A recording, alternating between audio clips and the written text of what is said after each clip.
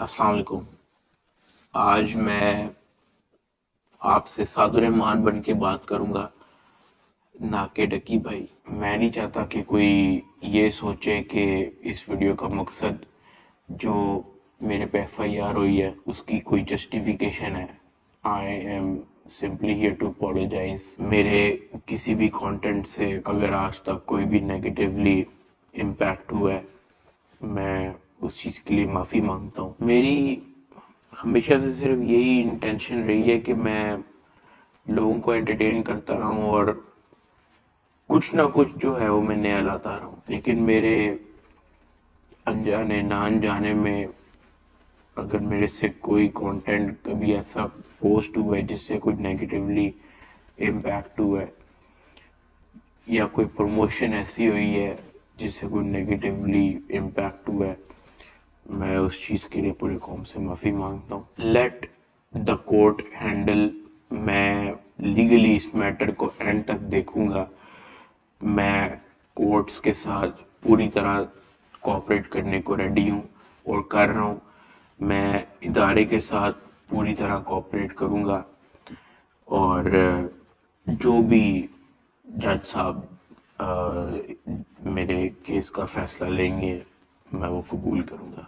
मैं मेरा और मेरी फैमिली का जो 3.5 माह का एक्सपीरियंस है सिर्फ वो बताने आया हूँ। 16 अगस्त 2025 को जब मैं सो के उठता हूँ तो मैं बड़ा एक्साइटेड होता हूँ, क्योंकि हमने अपने दोस्त वगैरह मेहमान बुलाए होते हैं, हमने अपने घर में दावत रखी होती है, मेरे सब दोस्त आते हैं, बड़ा एंजॉय करते हैं, हम खाना शाना खाते हैं, गपशप लगाते हैं,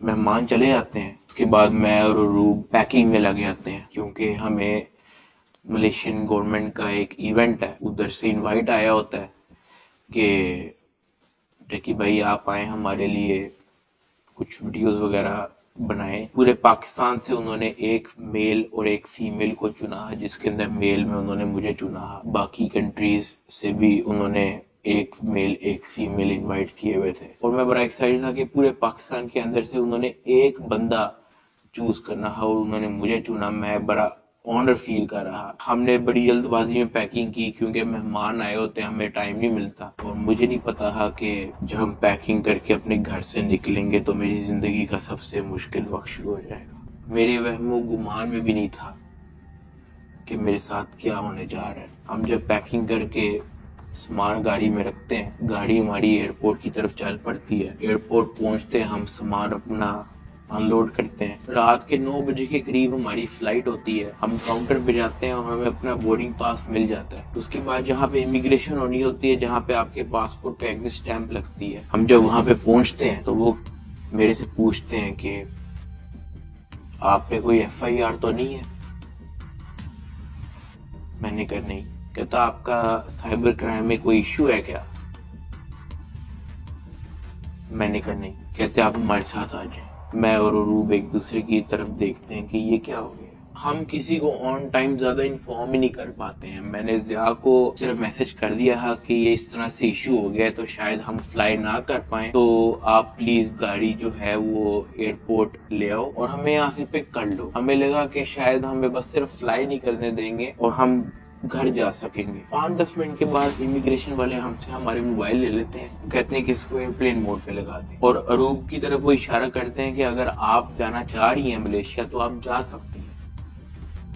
अरूब ने कहा नहीं, अगर साथ मेरे साथ जा रहा है तो मैं चले जाती हूँ, वरना मैं इधर ही ठीक हूँ। शायद ये मेरी गलती ही, मुझे उसको जाने देना चाहिए था, क्योंकि उसके बाद जिस चीज से मेरी फैमिली ने गो थ्रू की है, मैंने यही रिग्रेट किया कि मुझे रूब को मलेशिया भेज देना चाहिए था। इमिग्रेशन वाले हमें एक रूम में बिठाए थे। मैं और रूब बस आपस में गपशप लगा रहे होते हैं कि कोई नहीं कल चले जाएंगे, कोई नहीं दोबारा टिकट करा के परसों चले जाएंगे, इवेंट भी 2 दिन के बाद है, कल चले जाएंगे। हम आपस में यही डिस्कस कर रहे थे। बिल्कुल मेरे अंदर इतना सा भी वहम गुमान नहीं था कि असल में इशू क्या है। 1 घंटे के बाद इमिग्रेशन वाले आते हैं, वो कहते हैं कि आ जाए हमारे साथ। एयरपोर्ट के बाहर NCCI की टीम आई होती है, मुझे वो हथकड़ी लगाते हैं, मुझे गाड़ी में बैठा देते हैं। और वो कहती है कि मैंने भी साथ आना है। मैंने उसको कहा नहीं, तुम घर चली जाओ। मुझे नहीं पता क्या सीन है, मैं हैंडल कर लूँ। वो गाड़ी भी चल पड़ी थी, गाड़ी सीधा चलेगी NCCIA ऑफिस गुलबर्ग। इस वक्त यूट्यूबर डकी भाई की गिरफ्तारी का हर तरफ चर्चा है। डकी भाई को लाहौर एयरपोर्ट पर उस वक्त गिरफ्तार किया गया जब वह बैरून मुल्क जा रहा था। NCCIA लाहौर ने मारूफ यूट्यूबर सादुर रहमान उर्फ डकी भाई के खिलाफ मुख्तलिफ इल्जामात के तहत मुकदमा दर्ज कर लिया। साइबर क्राइम एजेंसी ने यूट्यूबर साद उर्फ डकी भाई के खिलाफ मुकदमा दर्ज कर लिया है। मशहूर यूट्यूबर डकी भाई कल रात से गिरफ्तार है। पाकिस्तान के सबसे मशहूर यूट्यूबर डकी भाई एक बार फिर बड़ी मुश्किल में फंस गए हैं। मुलजिम को गुज़श्ता रात लाहौर एयरपोर्ट से गिरफ्तार किया गया था। यूट्यूबर डकी भाई बड़ी मुश्किल, हुक्म जारी, मद्दाहों के लिए बुरी खबर। डकी भाई, डकी भाई, डकी भाई, डकी भाई, डकी भाई, डकी भाई, डकी भाई।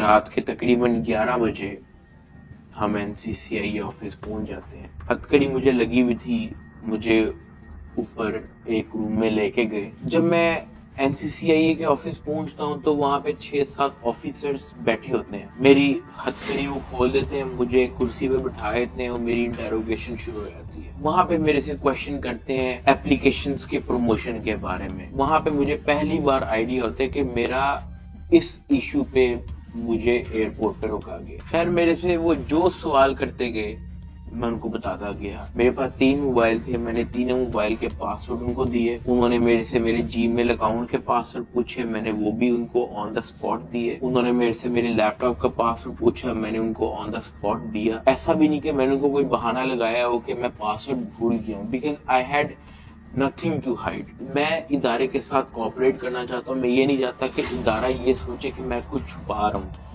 मेरा 23 दिन का रिमांड लिया गया। वो सारी इन्वेस्टिगेशन मैंने पहले 23 मिनट के अंदर दे दी थी।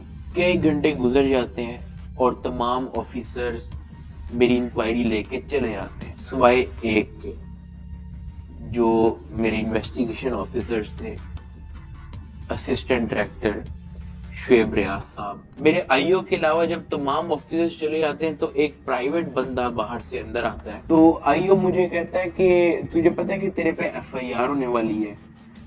मैंने कहा यार मुझे थोड़ा सा एक्सप्लेन कर देंगे मेरे पे केस क्या है और क्या FIR और मैंने किया क्या है। तो वो जो प्राइवेट बंदा था जो बाद में आया था ना, वो कहता कि यार तेरे बहुत बड़े मामला आते हैं, तेरा बहुत बड़ा मैटर है, तेरे पीछे ISI है, तेरे पीछे MI है, तेरे पीछे क्या क्या एजेंसी है। कहता तुझे पता ही नहीं है कि तूने क्या किया है। तो वो मेरे पे ये इंप्रेशन डाल रहा कि हर इदारा जो है वो मेरे पीछे पड़ गया है। साथ ही कहता कि लेकिन अगर आप हमारे साथ कोऑपरेट करेंगे तो हम आपके साथ कोऑपरेट करेंगे। मेरा तो काम ही कोई नहीं है। मैं सुबह उठता हूँ, फैमिली को टाइम दिया, बेगम को टाइम दिया, एक आधे दोस्त को टाइम दिया, जाके व्लॉग वगैरह बना लिया, घर आए सो गए, दैट्स इट। इसके अलावा मेरी लाइफ में कुछ है ही। मेरे माइंड में 100 सवाल आना शुरू हो गए, लेकिन मेरे पास जवाब किसी का नहीं था। खैर उन्होंने मेरे पे FIR दे दी, मुझे हवालात में बंद कर दिया। मैंने जिंदगी में कभी हवालात नहीं देखी थी।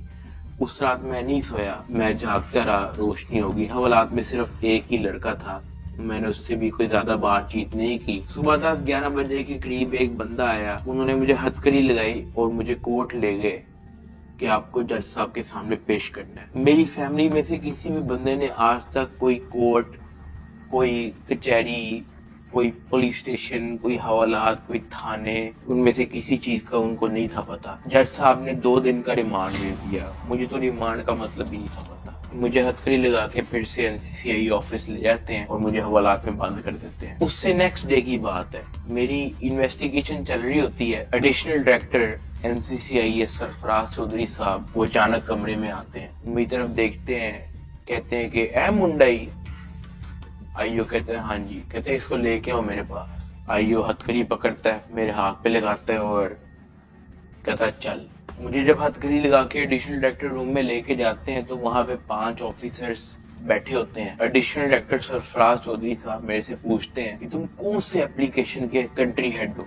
मैंने कहा कि सर मैं किसी एप्लीकेशन का कोई कंट्री हेड नहीं हूँ। वो अपनी कुर्सी से अचानक उठता है, कहता तेरी माँ